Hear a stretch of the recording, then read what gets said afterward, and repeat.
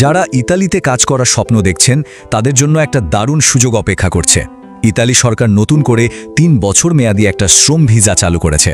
চলুন তাহলে জেনে নেওয়া যাক এই সুযোগটা আসলে কি আর কিভাবে এর সদ্ব্যবহার করা যায়। বাংলাদেশি কর্মীদের জন্য এটা কিন্তু একটা বিশাল সুযোগ। ইতালি সরকার আগামী ৩ বছরে প্রায় ৫ লক্ষ কর্মী নিয়োগ দেওয়ার পরিকল্পনা করেছে। ভাবা যায় ৫ লক্ষ। আসলে ইতালির শিল্প আর পর্যটন খাতে কর্মীর যে সংকট তৈরি হয়েছে সেটা পূরণ করতেই এই বিশাল নিয়োগের উদ্যোগ নেওয়া হয়েছে। তো এই নতুন ভিসা কার্যক্রমটা আসলে কি? এটা মূলত ২০২৩ থেকে ২০২৫ সাল পর্যন্ত, মানে ৩ বছর ধরে চলবে। এর প্রধান উদ্দেশ্যই হলো ইতালির শ্রম বাজারের চাহিদা মেটানো। এই যে ৩ বছরের পরিকল্পনা, এখানে কিন্তু শুধু বাংলাদেশ না, নন ইউরোপিয়ান মোট ৩৮টা দেশ থেকে কর্মী নেওয়া হবে। আর মূল ফোকাসটা থাকবে শিল্প এবং পর্যটন খাতের মতো গুরুত্বপূর্ণ জায়গাগুলোতে যেখানে কর্মীর অভাব সবচেয়ে বেশি। আচ্ছা, এবার আসা যাক সবচাইতে জরুরি অংশে, মানে আবেদন করার প্রক্রিয়াটা ঠিক কেমন। এই ভিসার জন্য আবেদন করতে হলে কি করতে হবে, চলুন ধাপে ধাপে পুরো বিষয়টা পরিষ্কার করে জেনে নিই।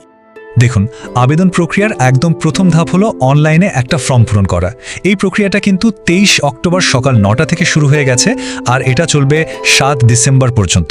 মনে রাখতে হবে এই সময়ের মধ্যেই অনলাইনে ফর্মটা পূরণ করে রাখতে হবে। পুরো ব্যাপারটা যদি সহজ করে বলি তাহলে ধাপ মূলত ৩টা। প্রথমত, অনলাইনে আবেদন ফর্মটা আগে থেকে পূরণ করে রাখা, যাকে বলে প্রিফিল। দ্বিতীয়ত, এরপর একটা নির্দিষ্ট দিনের জন্য অপেক্ষা করতে হবে, যেটাকে বলা হচ্ছে ক্লিক ডে। আর সবশেষে সেই বিশেষ দিনে সকাল ঠিক ৯টায় নির্দিষ্ট একটা পোর্টালে আবেদনপত্রটা জমা দিয়ে দিতে হবে। যারা এখন থেকেই পরের বারের জন্য প্রস্তুতি নিতে চান তাদের জন্য এই তারিখগুলো কিন্তু ক্যালেন্ডারে মার্ক করে রাখা খুব জরুরি। ২০২৬ সালের জন্য ক্লিক ডে হবে ১২ই জানুয়ারি, ৯ই ফেব্রুয়ারি, ১৬ই ফেব্রুয়ারি এবং ১৮ই ফেব্রুয়ারি। তাই এখন থেকেই প্রস্তুতি নেওয়া শুরু করে দেওয়া ভালো। তবে এত বড় সুযোগের সাথে কিন্তু কিছু ঝুঁকিও জড়িত। তাই এখন আমরা কথা বলবো কিছু সতর্কতা নিয়ে।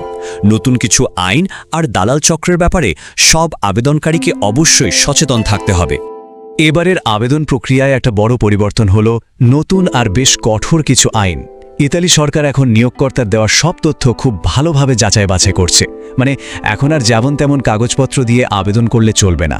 আগের চেয়ে ব্যাপারটা অনেক কঠিন হয়ে গেছে। এই ব্যাপারটা বোঝানোর জন্য ইতালিতে থাকা একজন প্রবাসী যা বলেছেন তা শোনা যাক।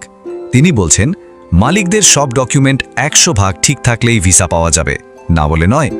এর মানে পরিষ্কার, নিয়োগকর্তার কাগজপত্রে যদি সামান্যতম গড়বড় থাকে তাহলে আবেদন সাথে সাথেই বাতিল হয়ে যেতে পারে।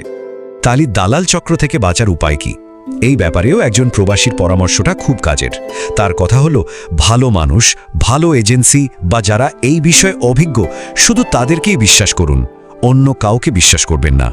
সুতরাং ভরসা করার আগে অবশ্যই ভালোভাবে যাচাই করে নিতে হবে। তবে এই নতুন নিয়মের একটা খুব ভালো দিকও কিন্তু আছে। চলুন সেই সুবিধাটা কি আর সব মিলে আমাদের কি করণীয় সেটা জেনে নেই।